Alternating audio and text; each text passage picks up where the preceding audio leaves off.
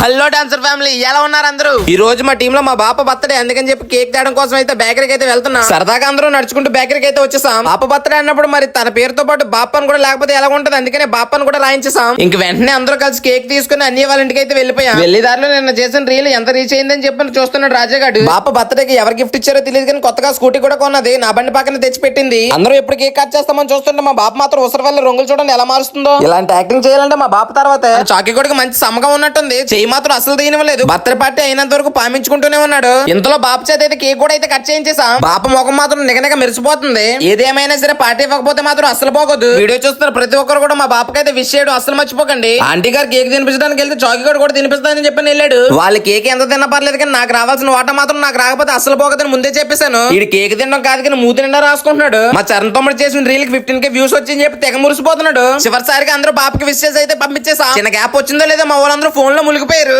Ready అయ్యే లోపు అయితే చిన్న కేక్ అయితే తగిలించాం. కుమారియాకి అయితే బిర్యానీ అయితే చేసింది, తినేసి తినక క్లాస్ కి అయితే బయలుదేరిపోయాం. Bye bye.